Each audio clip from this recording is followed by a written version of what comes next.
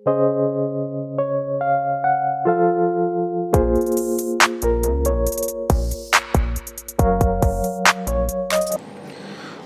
स्वागत welcome to all my dear student.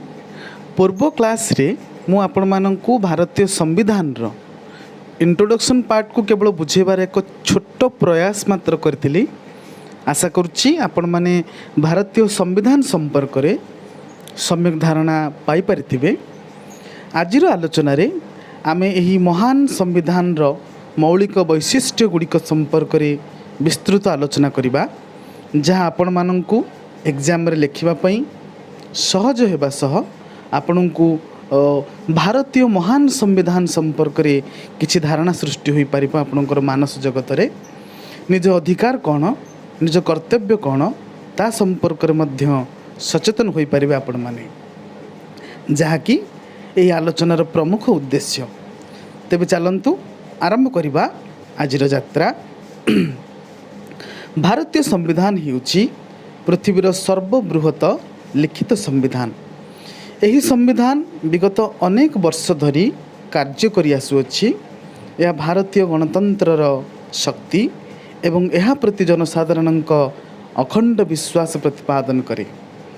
आजिर आलोचनार लक्ष्य हला विद्यार्थी माननकु संविधान रो आईनगत एवं सांविधानिक दृष्टिकोण संपर्क रे अवगत कराइबा सहित शिक्षार्थी माननक भारतीय संविधान संपर्क रे ज्ञान आहरणर गुरुत्वपूर्णता, संविधानर विभिन्न वैशिष्ट्य संपर्क रे अवगत हेबा।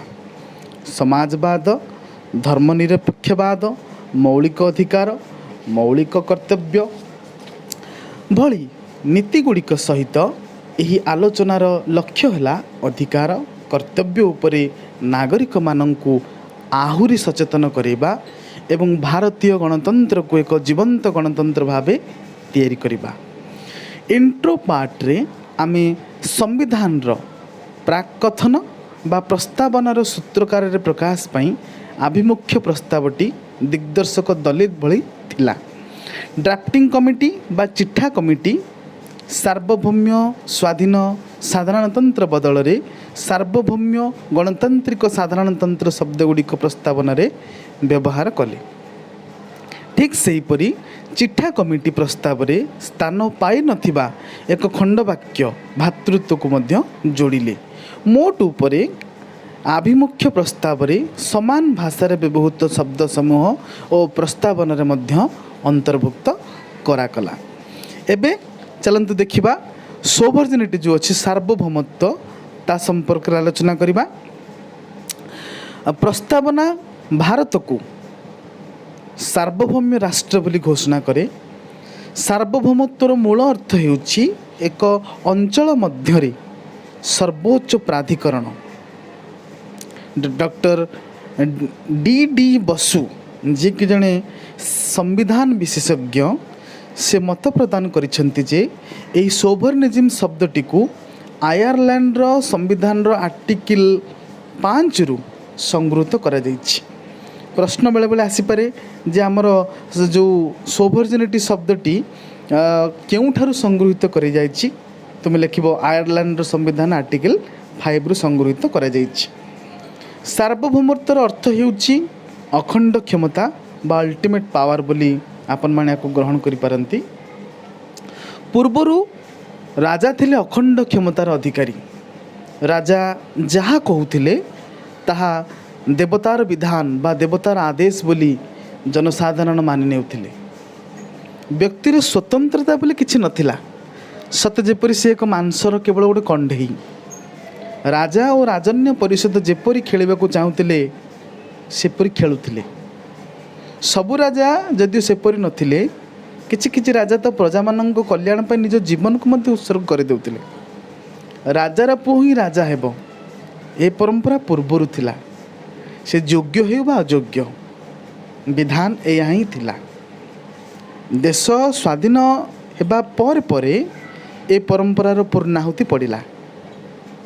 आरंभ होला जनप्रतिनिधिर नूतन प्रथा।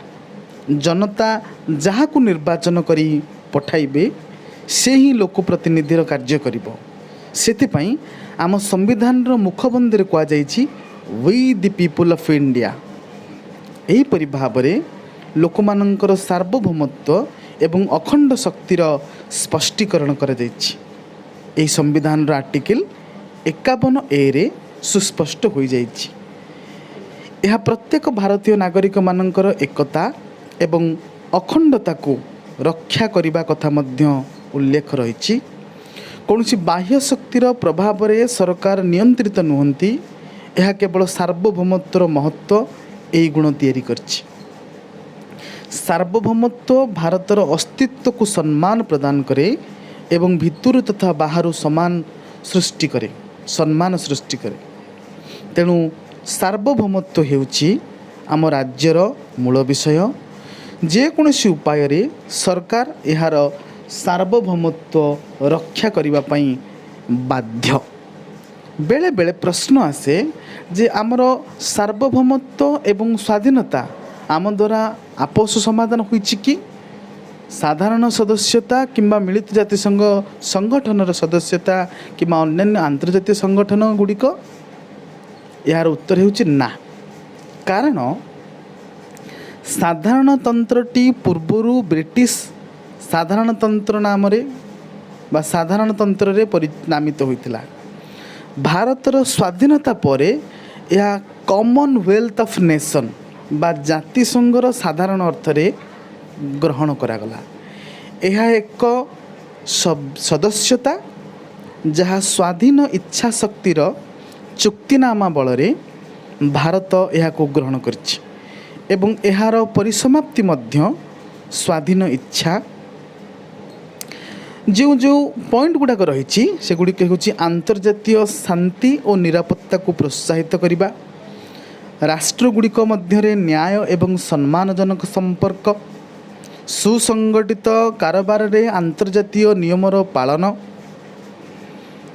ତତ୍ସହିତ ଚୁକ୍ତିନାମା ବାଧ୍ୟତାମୂଳକ ହେବା ସହ ଏହା ପ୍ରତି ମଧ୍ୟ ସମ୍ମାନ ପ୍ରଦର୍ଶନ, ଆନ୍ତର୍ଜାତିକ ବିବାଦର ସମାଧାନ ପାଇଁ ଉତ୍ସାହିତ।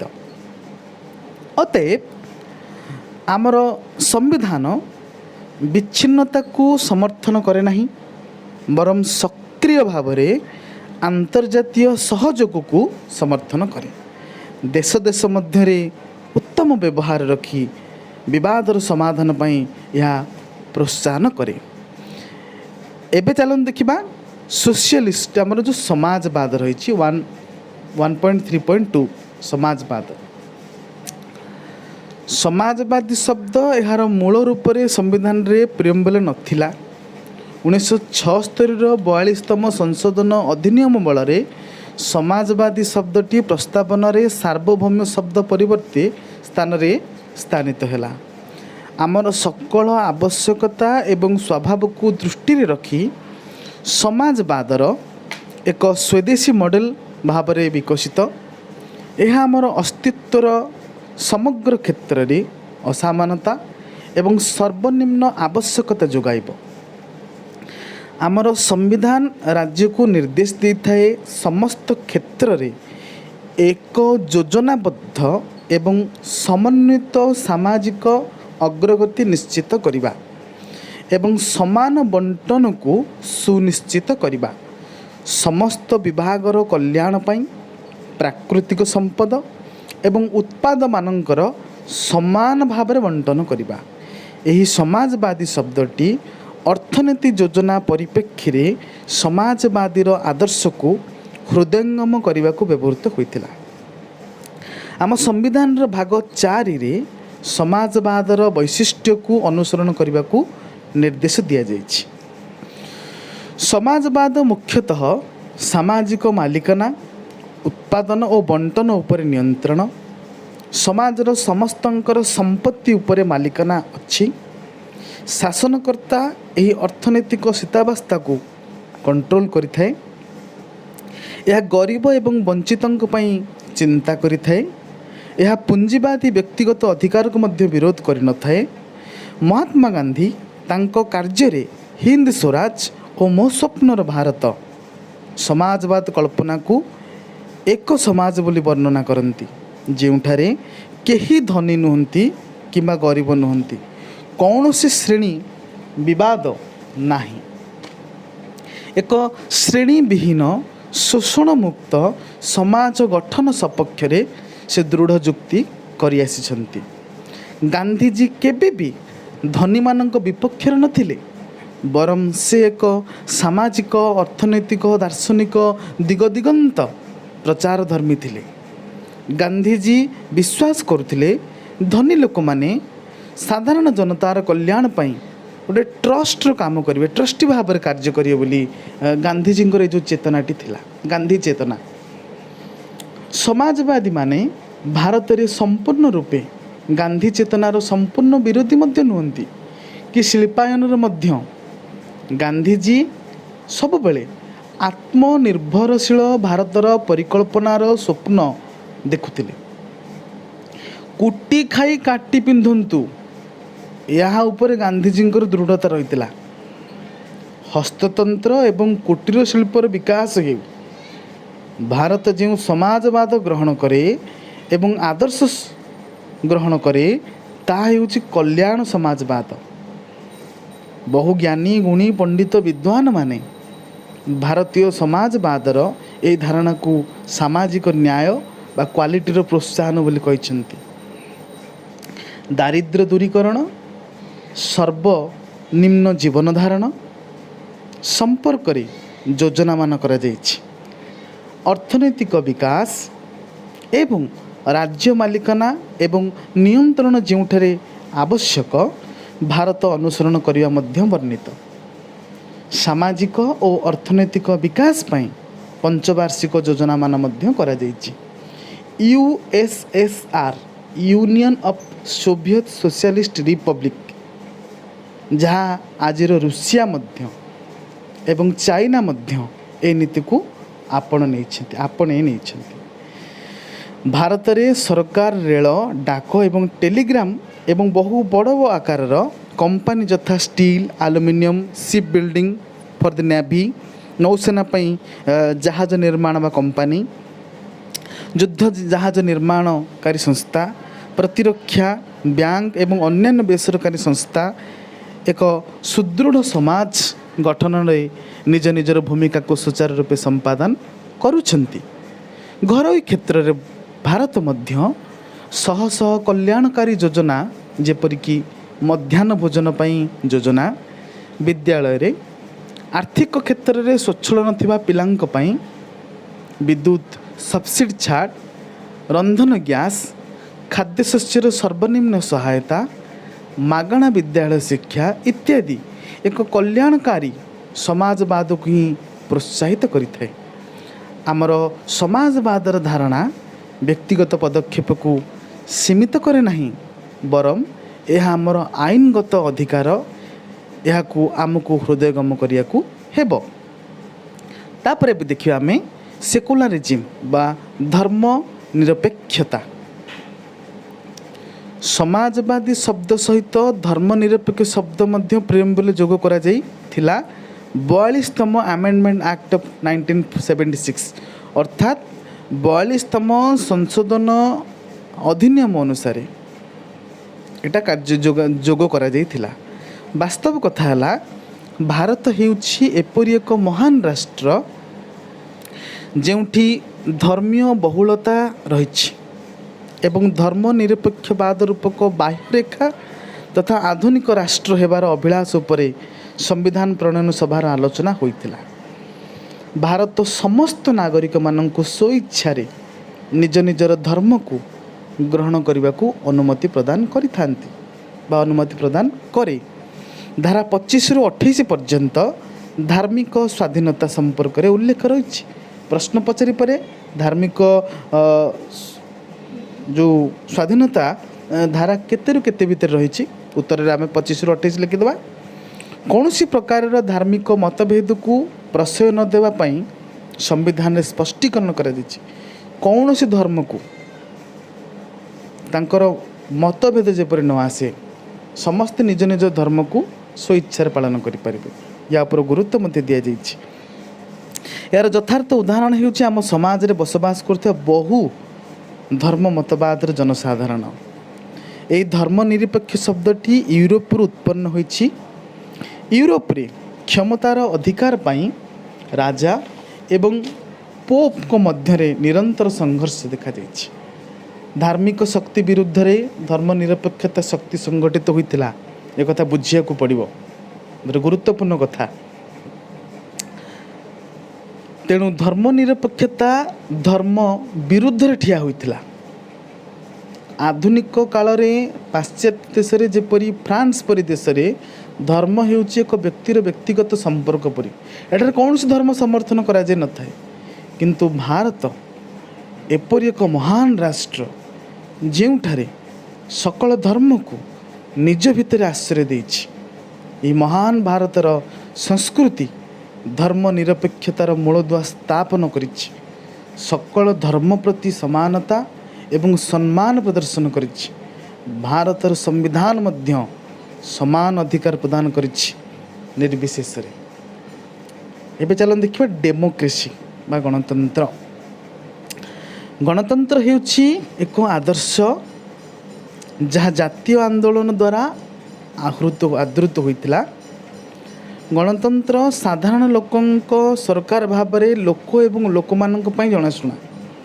एहार अर्थ लोक माने सरकारी कल को निर्वाचित करती एवं सरकारी कल लोक मानक पाखरे उत्तरदायी होई रही है सरकारी कल। गणतांत्रिक नीति अनुसार लोक माने सर्वभारतीय वयस्कों व्यवस्था सहित गणतांत्रिक नीति उपरे गुरुत्व प्रदान करा जायछि।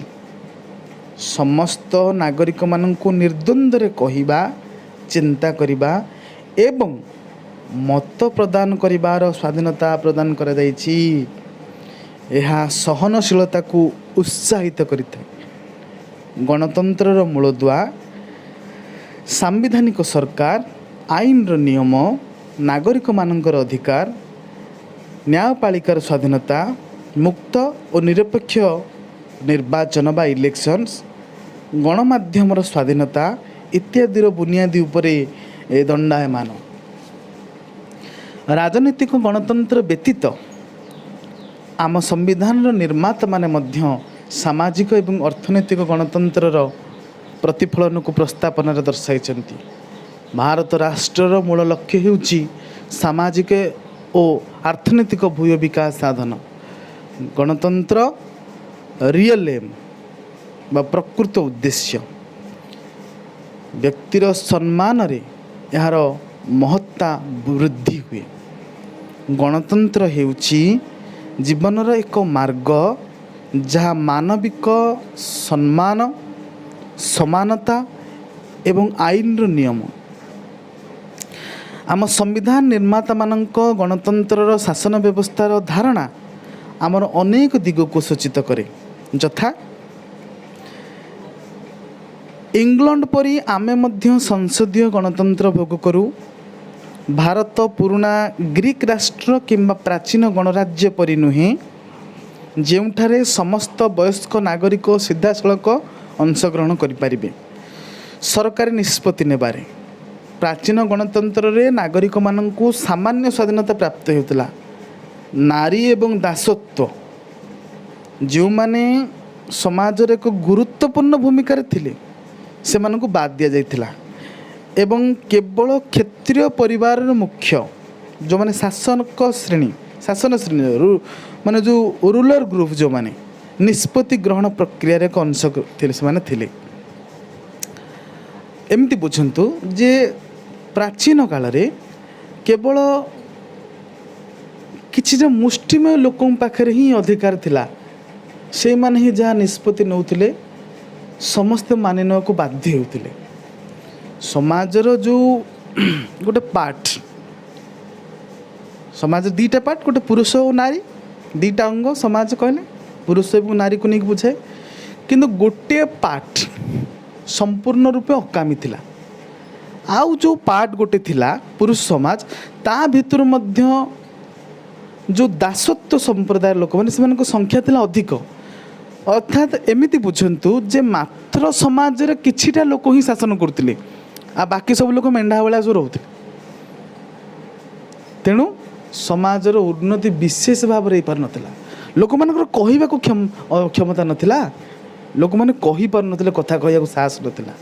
आज जमी आम स्वाधीन भाव में बुलुचे कथा कहूचे मत व्यक्त करुचे से लोक किसी नाला जाति को लेकिन वंश को लेकिन धन को लेकिन संपत्ति को लेकिन लोक भीतर गोटे अहंकार आज पर्यंत लोक रक्त अच्छी आज पर्यंत लोक रक्त अहंकार टिकक अच्छी जे मु यही वंशर यही जातिर यही गोत्रर ये अहंकार आज भी अच्छी। तेणु चिंता करंतु सेतेबेले समय को जोठी देश स्वाधीन होबार 75 वर्ष पर आज समाज रे यही भावधारा पचर अच्छी यही भावधारा चली आज पर्यंत लोक मानकर किसी लोक कहबार अधिकार नहीं। चिंता करंतु जेतेबेले किछि नथिला लोक पाखरे से केते भयर जीवन टी बंचुथिले केवल गोटे गोटे काठ कंढे बा मांस कंढे कहि पारंतु जीवन तो थिला किंतु से निज हाथ में नथिला। जो माने समाज रे एक गुरुत्वपूर्ण जगार थिले से माने ही केवल अधिकार थिला तांकर एही भली कथा कहबार मत व्यक्त देबार निष्पत्ति नेबार। किंतु आधुनिक गणतंत्र रे 18 वर्ष ऊर्ध्व प्रत्येक नागरिक मानंकु मत देबार अधिकार रही। यही नागरिक मतवाद ही निर्वाचित करिथाए व्यवस्थापक सभा को जीवाई बा लोकसभा राज्यसभा को एवं सही माने ही राज्यसभा उपराष्ट्रपति और राष्ट्रपति चयन करते। एहीपरि प्रक्रिया रे मनोनीत लोकप्रतिनिधि माने ही जनसाधारण को शासन करते। मु पूर्व कहूली जे राजार पुओ ही राजा होता से योग्य हो कि अयोग्य हो किंतु गणतंत्र शासन रे जनसाधारण माने जहाँ को योग्य बोली मन करेंगे से मानू ही से माने निर्वाचित करेंगे। द्वितीय नंबर पॉइंट रे कार्यनिर्वाही प्रधानमंत्री मुख्यमंत्री तथा अन्य मंत्री माने यही विधानसभा संसद राज्यसभार अंश अटंती एवं विधानसभा पाई से माने दायी अटंती। प्रधानमंत्री जदि लोकसभा रे आत्मविश्वास हरांती तेबे तांकु इस्तफा मध्य देवाको पड़ी थाए। मुख्यमंत्री माने मध्य विधानसभा आत्मविश्वास एवं समर्थन को भोग करवा जरूरी। तेणु अन्य अर्थ कहले परोक्ष मतदाता ही एथिପାଇଁ उत्तरदायी। अर्थात आज जो 500 टंका नहीं कि मद मांस खाई जो आमे जो नेता निर्वाचन करुचे आमे माने ही रेस्पॉन्सिबल। आमर रोड खराब हो जाउची प्रति मासकू थरे आम रोड रिपेयरिंग होची। आमे जो नेता को योग्य बोली छाड़ीचे जदि सी आमर देखाशुना न करिवो आमर सुविधा न ठिया हबो ताहले आमे ही निजे अयोग्य। कहीं आमे जहाँ को योग्य बोली कि तैयारी करके छाड़ीचे सेटा प्रकृत अयोग्य थिला किंतु सामान्य लोभरू जे आमर टोटाल राज्य देश किभली भाव में दुष्परिणाम भोगुची तापे आमे ही केवल उत्तरदायी। से माने नुहंती से आमे तो निर्वाचन कर छाड़ीचे ना से माने कौन कहते से माने निज निज मत रखिले मंतव्य रखिले। आम मानंकु ही वास्तव रे अखंड क्षमता दि जाइए निजर मत प्रदान कर स्टेटमेंट दबार। तेणु गोटे कथा मन रखा उचित आम समस्ते आमे जो मतटी दबा ऑथेंटिक हवा दरकार मतटी नचेत तार परिणाम आमको ही भोग करिया पड़िबो। हाँ जदिओ 5 वर्ष से क्षमता को पुणी बदला जाई परिबो किंतु 5 वर्ष पर्यंत अत्याचार आमको ही सहया पड़िबो। 5 वर्ष भितर आमको ही निजर विभिन्न प्रकार असुविधा सम्मुखीन होगा पड़िबो। ता 5 वर्ष भितर आमर यथेष्ट क्षति हो सारी। तेणु गोटे निज भितर 18 वर्षर प्रत्येक जागरण लोक मानकर ये कर्तव्य होउछि जे से माने जागृत हवा दरकार। ये गणतंत्र शासन रे आमर महान राष्ट्र आमको ये स्वतंत्रता प्रदान करिछि जहाँ पूर्वर नथिला। आमको स्वाधीनता प्रदान करिछि जहाँ बर्तमान आम पाखे अच्छी ता पूर्वर नथिला। जदि बर्तमान आम पाखे क्षमता अच्छी आम पाखे पावर अच्छी जे आमे जहाँ निर्वाचन करवा सी आमको शासन कर तेणु योग्य लोक निर्वाचन करिया दरकार जी आमको उत्तम शासन दे पारिबो ना केवल जी आमको 500 टଙ୍କା देकी मद मांस देकी 1000 टଙ୍କା देकी आमको यही भाया गोटे दौची साहाଯ୍य दौची आमे ताकू निर्वाचन करवा। तेणु लोक मैंने प्रति 5 वर्ष निज निज निर्वाचित प्रतिनिधि को परिवर्तन करें। यह हूँ गणतंत्र एक पवित्र नीति जहाँ भारत अनुसरण करे। राष्ट्रपति उपराष्ट्रपति सुप्रीमकोर्टर विचारपति हाईकोर्टर विचारपति समस्ते ये जनकल्याण ही उत्तरदायी। यहाँ तक गोटे गोटे पोस्ट नुह एमाने जनकल्याण करने जनता माने एमानकु निर्वाचित करिसेंती। तेणु गादी रे बसी पड़ा पर से माने तार मिसयूज न करंतु ता प्रति मध्य से माने सतर्क रहा उचित। सत्ता आ संपत्ति एटा मिलगला पर लोक मानकर चेहरार गोटे भिन्न चमक आसी जाए एवं से केवल व्यक्ति केन्द्रिक न कि स्वार्थ केन्द्रिक हो जाए।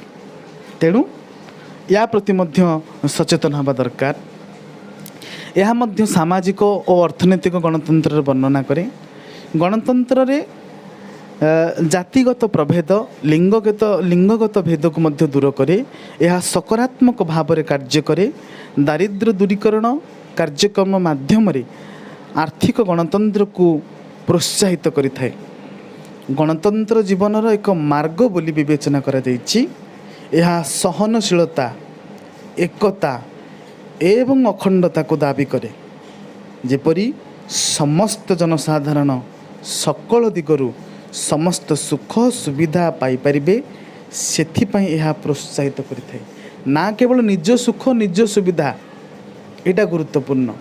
एटा वर्तमान समय आपण मन लक्ष्य करि परथिबे जे पावर को पळेला से केवल निज सुख एवं निज सुविधा को देखुछि। लोक माने केमिति बंचिबे केमिति रहिबे कोन करिबे से कथा नहीं। मु करुछि सब जिनस मु पावर अच्छे बर्तमान सब मत पचारे मु करुछि यही जिनस बर्तमान सब चली प्रिया प्रीतितोषण सब चली। चलते देखिए रिपब्लिक साधारणतंत्र। साधारणतंत्र एभली एक राष्ट्र आवश्यक करे जोठी जनसाधारण सर्वोच्च क्षमतार अधिकारी और सरकारी अधिकारीगण प्रत्येक नागरिक निकट में मुक्त रही था। राष्ट्र मुख्य एक निर्दिष्ट अवधि पई निर्वाचित होता एवं एठारे कौनसी वंशानुक्रमिक पद ग्रहणर व्यवस्था नहीं।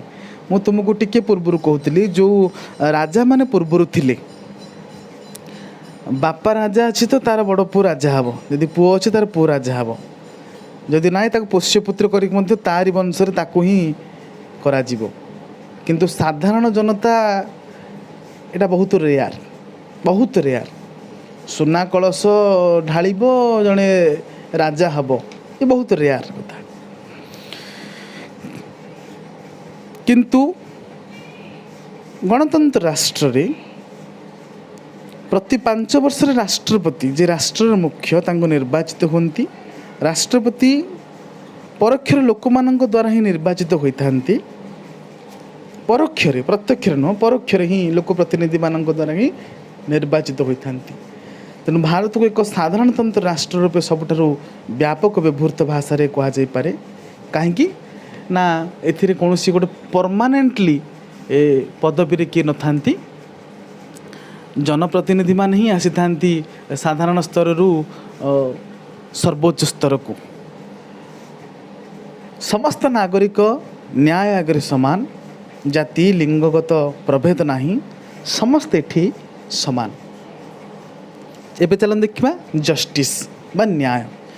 ब्रिटिश शासन रु मुक्त पाई संग्राम करिबा व्यतीत स्वाधीनता आंदोलन मध्य सामाजिक अर्थनैतिक समस्यार समाधान तथा पुरुष और महिला सम्मान फेराई आनिबा दारिद्र्य हटाइबा एवं समस्त प्रकार शोषणर मुकाबला पाई संग्राम रे नियोजित होइथिले ही यह आम पाई एक प्रेरणा एवं आदर्शर वार्ता प्रदान करे। संविधान प्रस्तावना रे भारतर समस्त नागरिक माननकु न्याय स्वतंत्रता एवं समानतार व्यवस्था उपर गुरुत्व देवा कहा जायछि। खाद्य वस्त्र बासगृह जो मौलिक आवश्यकता रही ଏବଂ ମଣିଷ ଭାବରେ ସମ୍ମାନ ସହ ବଞ୍ଚିବାର ଯେଉଁ କଥା ରହିଛି ତାହା ମଧ୍ୟ ଏଠି ଦିଆଯାଇଛି। ପ୍ରିଏମ୍ବୁଲରେ ନ୍ୟାୟ ସାମାଜିକ, ରାଜନୈତିକ, ଅର୍ଥନୈତିକ ଦିଗକୁ ଅନ୍ତର୍ଭୁକ୍ତ କରିଥାଏ। ସମ୍ବିଧାନର ତୃତୀୟ ଏବଂ ଚତୁର୍ଥ ଅଂଶରେ ସାମାଜିକ ଅର୍ଥନୈତିକ ନ୍ୟାୟର ବାର୍ତ୍ତା ପ୍ରତିଫଳିତ ହୋଇଛି। ପରୀକ୍ଷାରେ ପ୍ରଶ୍ନ ଯଦି ଆସିବ କେଉଁ କେଉଁ ଅଂଶରେ ସମ୍ବିଧାନରେ ନ୍ୟାୟର ବ୍ୟବସ୍ଥା ରହିଛି, ନା ସମ୍ବିଧାନର ତୃତୀୟ ଏବଂ ଚତୁର୍ଥ ଅଂଶରେ ସାମାଜିକ ଅର୍ଥନୈତିକ ନ୍ୟାୟର ବାର୍ତ୍ତା ପ୍ରତିଫଳିତ ହୋଇଛି। ତାହେଲେ ସାମାଜିକ ନ୍ୟାୟର ଅର୍ଥ କ'ଣ? ଯେଉଁ ସମ୍ବିଧାନରେ ଦିଆଯାଇଛି ଏ ଯେଉଁ ସାମାଜିକ ନ୍ୟାୟର ଅର୍ଥ କ'ଣ? ନା ସମସ୍ତ ପ୍ରକାର ଅସମାନତାକୁ ରଦ୍ଦ କରିବା, ଯାହା ଧନ, ସୁଯୋଗ, ସ୍ଥିତି ଏବଂ ଜାତିର ଅସମାନତା ହେତୁ ହୋଇପାରେ, ଏସବୁକୁ ସାମାଜିକ ନ୍ୟାୟ ବୋଲି କୁହାଯାଏ। ତାହେଲେ ଅର୍ଥନୈତିକ ନ୍ୟାୟ କ'ଣ? ନା ସମାନ କାର୍ଯ୍ୟ ପାଇଁ ସମାନ ଦରମାକୁ ଅନ୍ତର୍ଭୁକ୍ତ କରେ, ଜାତି, ଲିଙ୍ଗ କିମ୍ବା ସାମାଜିକ ସ୍ଥିତି ନିର୍ବିଶେଷରେ ସମାନ କାର୍ଯ୍ୟ ପାଇଁ ସମାନ ଦରମା। ଆପଣମାନେ ଲକ୍ଷ୍ୟ କରିପାରୁଥିବେ ସମାନ କାର୍ଯ୍ୟ ପାଇଁ ସମାନ ଦରମା ମିଳୁଛି ତ? ତେଣୁ ସମାନ କାର୍ଯ୍ୟ ପାଇଁ ସମାନ ଦରମାର ଯେଉଁ ଅଧିକାର ଟିକକ ଅଛି ତା ପାଇଁ ଆପଣମାନେ ଦେଖିପାରୁଥିବେ କେତେ ରାଲି ହେଉଛି, କେତେ ସଂଘର୍ଷ ହେଉଛି, କେତେ ଗଣ୍ଡଗୋଳ ହେଉଛି, କେତେ କ'ଣ ହେଉଛି, ଏବଂ ପରିଣାମ ସବୁବେଳେ ଲୋକଙ୍କ ସପକ୍ଷରେ ହିଁ ଆସିଛି। ସରକାରଙ୍କୁ ମାନିବାକୁ ପଡ଼ିଛି ଯେ ଆମ ଭାରତୀୟ ସମ୍ବିଧାନ ଦିଆଯାଇଥିବା ସେ ନ୍ୟାୟ ପାଖରେ ପ୍ରତ୍ୟେକ ଲୋକଙ୍କୁ ସମାନ କାମ ପାଇଁ ସମାନ ଦରମା ମିଳିବା ଉଚିତ। ଯଦି ନ ମିଳୁଛି ତାହେଲେ ପ୍ରତିବାଦ କରିବା ଉଚିତ। ଏଇଟା ଆମର ନ୍ୟାୟ, ଆମର ଅଧିକାର। ତାପରେ ଦେଖିବା ରାଜନୈତିକ ନ୍ୟାୟ। ସମାଜର ବା ଶାସକର ରାଜନୈତିକ କ୍ଷେତ୍ରରେ ନାଗରିକମାନଙ୍କ ମଧ୍ୟରେ ସମାନତା, ସମସ୍ତଙ୍କୁ ସମାନତା ଶାସନ କ୍ଷେତ୍ରରେ। ଏଇଟା ହେଉଛି ନା କି ମନ୍ତ୍ରୀର ପୁଅ ବୋଲି ସେ ରାଜନୀତିରେ ଅଛି ବୋଲି ସେ ନ୍ୟାୟ ପାଇବ, ନା। ସାଧାରଣ ଖଟିଖିଆ ଗରିବ ଘରର ଯଦି ଉପରେ ବିପତ୍ତି ପଡ଼ିଛି ଏବଂ ବିପତ୍ତି ଦେଇଥିବା ଲୋକଟି ହେଉଛି ଗୋଟେ ରାଜନୀତି ସମ୍ପୃକ୍ତ ଲୋକ, ତାହେଲେ ନ୍ୟାୟ ମିଳିବ ସାଧାରଣ ଖଟିଖିଆ ଗରିବ ଲୋକ, ନା କି ଯିଏ ନ୍ୟାୟାଧୀଶ ହୋଇଯାଇଛି ବୋଲି ତାକୁ ମାପ। ସେ କଥା ନାହିଁ। ଆମ ସମ୍ବିଧାନକୁ ମନା ଆମ ସମ୍ବିଧାନଟା ପ୍ରଣୟ ହୋଇଛି, ଯିଏ ଯେଉଁ କ୍ଷେତ୍ରରେ ଥାଉ ନା କାହିଁକି ନ୍ୟାୟ ସମସ୍ତଙ୍କ ପାଇଁ ସମାନ। ସେ ସମାଜରେ, ସେ ରାଜନୀତିରେ ଏବଂ ସେ ଅର୍ଥନୀତିରେ ସମସ୍ତଙ୍କୁ ବରାବର ନ୍ୟାୟ ମିଳିବା ଦରକାର। ତେଣୁ ସମସ୍ତ ନାଗରିକମାନଙ୍କୁ ନ୍ୟାୟ ପ୍ରଦାନର ପ୍ରତିଶ୍ରୁତି ଏହା ସ୍ୱାଧୀନତା, ସମାନତା ଏବଂ ଭାତୃତ୍ୱ ନୀତିଠାରୁ ନ୍ୟାୟକୁ ସ୍ଥାନିତ କରିଥାଏ। ତାପରେ ଦେଖିବା ଆମେ ଲିବର୍ଟି ବା ସ୍ୱତନ୍ତ୍ରତା। ସ୍ୱତନ୍ତ୍ରତା ଫ୍ରାନ୍ସ ବିପ୍ଳବ, ଆମେରିକୀୟ ବିପ୍ଳବ ଏବଂ ସ୍ୱାଧୀନତା ପାଇଁ ଭାରତର ସଂଗ୍ରାମର ମାର୍ଗଦର୍ଶିକା ଥିଲା।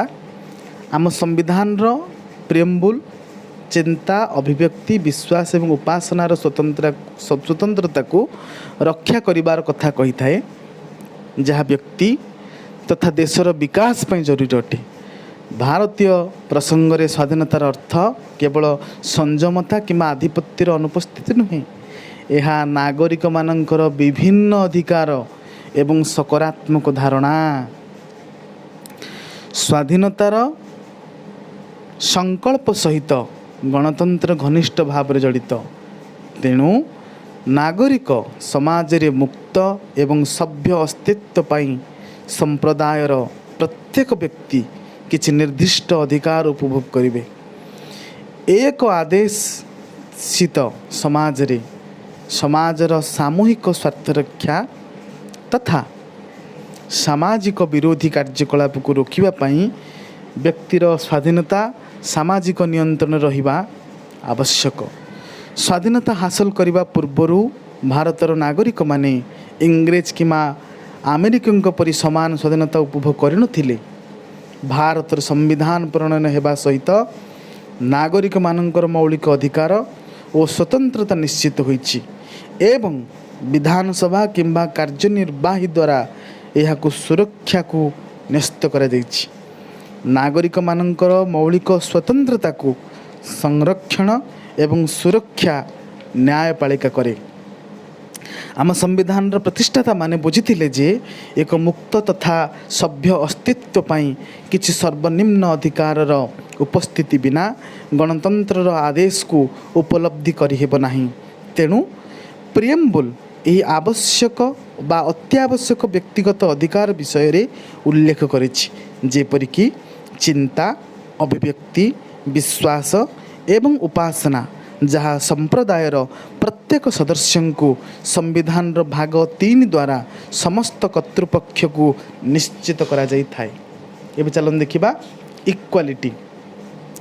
ସମ୍ବିଧାନ ଏକ ପ୍ରଥା ସମର୍ଥିତ ସମଭିତ୍ତିକ କିମ୍ବଦନ୍ତୀଗଣ ଶ୍ରେଣୀବଦ୍ଧ ଶାସନ ପ୍ରତିଷ୍ଠା କରିଛି।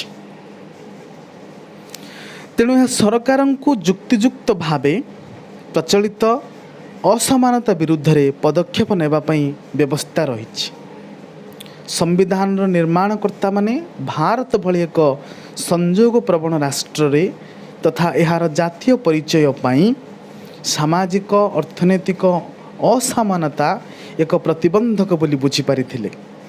ତେଣୁ ଭାରତୀୟ ସମ୍ବିଧାନର ଏକ ପ୍ରାଥମିକ ଲକ୍ଷ୍ୟ ହେଲା ଭାରତୀୟ ସମ୍ବିଧାନରେ ନାଗରିକମାନଙ୍କୁ ସମାନତା ପ୍ରଦାନ ନିଶ୍ଚିତ କରିବା। ଧାରା 14ରୁ ଧାରା 18 ମଧ୍ୟରେ ଅନେକ ସମାନତା ଅଧିକାର ସନ୍ନିବେଶିତ ହୋଇଛି, ଯଥା ସୁବିଧା ସୁଯୋଗର ସମାନତା, ଅସ୍ପୃଶ୍ୟତା ବିରୁଦ୍ଧରେ ସମାନତା ବା ଅଧିକାର, ପାରମ୍ପରିକ ପଦବୀ ଗୁଡ଼ିକର ଉଚ୍ଛେଦ ଇତ୍ୟାଦି ପ୍ରସ୍ତାବନା ମଧ୍ୟ ସାମାଜିକ ସ୍ଥାନ ଏବଂ ସୁଯୋଗ ଲାଭ କରିବା ସମାନତାକୁ ସ୍ପଷ୍ଟ ଭାବେ ଉଲ୍ଲେଖ କରିଛି। ଏହା ସବୁ ସାର୍ବଜନୀନ ସମାନତା ଏବଂ ନାଗରିକତାର ଦାବି ତଥା ଆନୁଗତ୍ୟ ଶୀର୍ଷ ସ୍ଥାନରେ ରହିବ ଏବଂ ନାଗରିକତାର କୌଣସି ନିର୍ଦ୍ଦିଷ୍ଟ ଚିହ୍ନଟ ସହ ବାଧାପ୍ରାପ୍ତ ଯେପରି ନ ହୁଏ, କୌଣସି ପ୍ରକାରର ସମାନତାରେ ଯେମିତି ସେ ନିଜକୁ ଅବହେଳିତ ମନେ କରେ, ଏ କଥା ମଧ୍ୟ ଧ୍ୟାନ ଦିଆଯାଇଛି। ତାପରେ ଦେଖିବା ଫ୍ରେଟର୍ନିଟି ବା ଭାତୃତ୍ୱ। ଭାତୃତ୍ୱର ଅର୍ଥ ହେଉଛି ଭାଇଚାରା। ଭାତୃତ୍ୱର ଅର୍ଥ ହେଉଛି ଭାଇଚାରା। ପ୍ରତ୍ୟେକ ନିର୍ବିଶେଷରେ ଭାଇଚାରା ସମସ୍ତ ମଣିଷକୁ ସଂଯୋଗ କରେ। ସମ୍ବିଧାନର ନିର୍ମାତାମାନେ ଆମର ନୂତନ ସ୍ୱାଧୀନ ଦେଶର ଏକତା ଓ ଅଖଣ୍ଡତା ପାଇଁ ଚିନ୍ତିତ ଥିଲେ। ବିଭିନ୍ନ ଗୋଷ୍ଠୀ ମଧ୍ୟରେ ସୁସଙ୍ଗତର ଆବଶ୍ୟକତା ଥିଲା। ସେଥିପାଇଁ ସମ୍ବିଧାନ ନିର୍ମାତାମାନେ ଭାତୃତ୍ୱ ଭର୍ତ୍ତି କରିଥିଲେ। ଭାତୃତ୍ୱର ଅର୍ଥ ଭାଇଚାରା, ଏକ ଆତ୍ମା, ଏକ ଅନୁଭବ। ଆମେ ସମସ୍ତେ ଏକ ମାଟିର ସନ୍ତାନ। ଭାରତର ସମ୍ବିଧାନରେ କୁହାଯାଇଛି ଯେ ଭାତୃଭାବ ରାଜ୍ୟର କର୍ତ୍ତବ୍ୟ ନୁହେଁ, ବରଂ ନିଜ ମଧ୍ୟରେ ଏକ ପ୍ରତିବଦ୍ଧତା। ତେଣୁ ସମ୍ବିଧାନର ଧାରା 51A ଏହାକୁ କର୍ତ୍ତବ୍ୟ ଭାବରେ ଘୋଷଣା କରେ। ଭାରତର ପ୍ରତ୍ୟେକ ନାଗରିକ ଧାର୍ମିକ, ଭାଷା ଭିତ୍ତିକ ଏବଂ ଆଞ୍ଚଳିକ କିମ୍ବା ବିବିଧତାକୁ ଅତିକ୍ରମ କରି ଭାରତର ସମସ୍ତ ଲୋକମାନଙ୍କ ମଧ୍ୟରେ ସମନ୍ୱୟ ଏବଂ ସାଧାରଣ ଭାଇଚାରାର ଆତ୍ମାକୁ ପ୍ରୋତ୍ସାହିତ କରିବା। ଆର୍ଟିକଲ 51A(F) ରେ ଆହୁରି ମଧ୍ୟ ଆମର ମିଶ୍ରିତ ସଂସ୍କୃତିର ସମୃଦ୍ଧ ଐତିହ୍ୟକୁ ସଂରକ୍ଷଣ କଥା କହିଥାଏ। ଭାରତ ବିଷୟରେ ସଠିକ୍ ଭାବରେ ସୂଚିତ କରାଯାଇଛି ଯେ ବିବିଧତା ମଧ୍ୟରେ ଏକତା ଅଛି। ଏକତାର ଭାବନା ଅର୍ଥାତ୍ ଭାରତୀୟତା ଦେଶକୁ ଏକୀଭୂତ ରଖେ, ଯାହା ବିନା ଏହା ଭାଙ୍ଗିପାରେ। ଏକ ଗଣତାନ୍ତ୍ରିକ ବ୍ୟବସ୍ଥାରେ ଏକ ସୁସ୍ଥ ଶୃଙ୍ଖଳିତ କାର୍ଯ୍ୟ ପାଇଁ ଭାତୃତ୍ୱ ଭାବନା ସହିତ ବ୍ୟକ୍ତିର ସମ୍ମାନ ସଂରକ୍ଷଣର କଥା ମଧ୍ୟ କୁହାଯାଇଛି। ତେବେ ତାପରେ ଦେଖିବା ମର୍ଯ୍ୟାଦା ବା ଡିଗ୍ନିଟି। ଭାତୃତ୍ୱର ପଦୋନ୍ନତି ପାଇଁ ବ୍ୟକ୍ତିର ସମ୍ମାନ ବଜାୟ ରଖିବା। ତେଣୁ ଭାରତର ସମ୍ବିଧାନର ପ୍ରିଏମ୍ବୁଲ୍ ପ୍ରତ୍ୟେକ ବ୍ୟକ୍ତିର ସମ୍ମାନକୁ ନିଶ୍ଚିତ କରେ। ବ୍ୟକ୍ତି ବିଶେଷଙ୍କ ଭାତୃତ୍ୱ ଏବଂ ସମ୍ମାନ ଘନିଷ୍ଠ ଭାବରେ ଜଡ଼ିତ। ଭାତୃତ୍ୱ କେବଳ ସେତେବେଳେ ହାସଲ ହୁଏ ଯେତେବେଳେ ବ୍ୟକ୍ତିର ସମ୍ମାନ ସୁରକ୍ଷିତ ଏବଂ ପଦୋନ୍ନତ ହୋଇ ପାଇପାରିବ। ତେଣୁ ଆମର ସମ୍ବିଧାନର ପ୍ରତିଷ୍ଠାତା ମାନେ ଏହାକୁ ସର୍ବାଧିକ ଗୁରୁତ୍ୱ ଦେଇଥିଲେ। ଆମର ସମ୍ବିଧାନ ତେଣୁ ଆମ ସମ୍ବିଧାନର ଭାଗ ଚତୁର୍ଥରେ ଦର୍ଶାଯାଇଥିବା ନିର୍ଦ୍ଦେଶନାମା ଅନୁସାରେ ରାଜ୍ୟକୁ ନିର୍ଦ୍ଦେଶ ଦେଇଥାଏ, ଯାହା ଲୋକଙ୍କ ଦ୍ୱାରା ସମସ୍ତ ବର୍ଗର ଲୋକଙ୍କ ଜୀବନର ବିକାଶ ସୁନିଶ୍ଚିତ କରିଥାଏ। ଆମ ସମ୍ବିଧାନ ସ୍ୱୀକାର କରିଛି ଯେ ସମସ୍ତ ନାଗରିକ ପୁରୁଷ ଏବଂ ମହିଳା ସମାନ ଭାବରେ ଜୀବିକା ନିର୍ବାହ କରିବାର ଅଧିକାର ପାଇଛନ୍ତି। ଧାରା 17ରେ ଅସ୍ପୃଶ୍ୟତାକୁ ଏକ ଦଣ୍ଡନୀୟ ଅପରାଧ ଭାବେ ଗ୍ରହଣ କରାଯାଇଛି। ଆମର ସମ୍ବିଧାନ ମଧ୍ୟ ରାଜ୍ୟକୁ ଶୋଷଣ ଏବଂ ଦାରିଦ୍ର୍ୟ ଦୂର କରିବା ପାଇଁ ପଦକ୍ଷେପ ନେବାକୁ ମଧ୍ୟ ନିର୍ଦ୍ଦେଶ ଦେଇଛନ୍ତି। ଗୋଟିଏ ରାଷ୍ଟ୍ରରେ ଜଣେ ବ୍ୟକ୍ତିର ସମ୍ମାନ ହେଉଛି ଜାତିର ସମ୍ମାନ। ୟୁନିଟି ଆଣ୍ଡ ଇଣ୍ଟିଗ୍ରିଟି ଅଫ୍ ନେସନ୍, ଜାତିର ଏକତା ଏବଂ ଅଖଣ୍ଡତା। ଭାରତର ସମ୍ବିଧାନର ଧାରା 1ରେ ୟୁନିୟନ ଶବ୍ଦ ଜାତିର ଏକତା ପାଇଁ ଛିଡ଼ା ହୋଇଛି। ଏହା ସହିତ 1976ରେ 42ତମ ସଂଶୋଧନ ଅଧିନିୟମ ଦ୍ୱାରା ଅଖଣ୍ଡତା ଶବ୍ଦ ଭର୍ତ୍ତି କରାଯାଇଥିଲା। ଆମ ଦେଶ ଭୌଗୋଳିକତା, ଧର୍ମ, ଭାଷା, ସଂସ୍କୃତି ଆଦି ଅନ୍ୟାନ୍ୟ ଦିଗରେ ବିବିଧତା ରହିଛି। ତେଣୁ ଆମ ଦେଶର ନିର୍ମାଣକର୍ତ୍ତାମାନେ ଦେଶର ଅଖଣ୍ଡତାକୁ ବଜାୟ ରଖିବା ପାଇଁ ଗଣତନ୍ତ୍ରର ପରୀକ୍ଷଣକୁ ସଫଳ କରିବା ପାଇଁ ଚିନ୍ତିତ ଥିଲେ। ତେଣୁ ଦେଶର ଏକତା ଏବଂ ଅଖଣ୍ଡତାକୁ ବିଭିନ୍ନ ଶତ୍ରୁ କବଳରୁ ରକ୍ଷା କରିଥାଏ। ତେଣୁ ଆମର ମହାନ ସମ୍ବିଧାନ ପ୍ରଣେତାମାନେ ବ୍ୟକ୍ତିବିଶେଷଙ୍କ ସଂଖ୍ୟାକୁ ସୁରକ୍ଷିତ ରଖିବା ପାଇଁ ରାଷ୍ଟ୍ର ଗଠନ ତଥା ଏହାର ଏକତା ଓ ଅଖଣ୍ଡତାର ଆବଶ୍ୟକତାକୁ ମର୍ମେ ଅନୁଭବ କରିଛନ୍ତି। ତେଣୁ ଆଶା କରୁଛି ଆପଣମାନେ ଏହି ମହାନ ଭାରତ ରାଷ୍ଟ୍ରର ଏହି ମହାନ ସମ୍ବିଧାନ ସମ୍ପର୍କରେ ସମ୍ୟକ୍ ଧାରଣା ପାଇପାରିଥିବେ। ଯଦି କିଛି ଡାଉଟ୍ସ ଅଛି କମେଣ୍ଟ ସେକ୍ସନରେ ଲେଖନ୍ତୁ, ଜଣାନ୍ତୁ, ନିଜର ମତାମତ ଦିଅନ୍ତୁ। ଭିଡ଼ିଓକୁ ସବସ୍କ୍ରାଇବ୍ କରନ୍ତୁ ଆଗକୁ ନୂଆ ଭିଡ଼ିଓ ପାଇବା ପାଇଁ, ଏଥିକ୍ସ ଆଣ୍ଡ ଭ୍ୟାଲ୍ୟୁଜ୍ର ଏବଂ ଅନ୍ୟାନ୍ୟ ବିଷୟ ସମ୍ପର୍କରେ ଜାଣିବା ପାଇଁ। ରହୁଛି, ସମସ୍ତଙ୍କୁ ଧନ୍ୟବାଦ। ପୁଣି ଦେଖା ହେବ ଏକ ନୂଆ ଭିଡ଼ିଓରେ।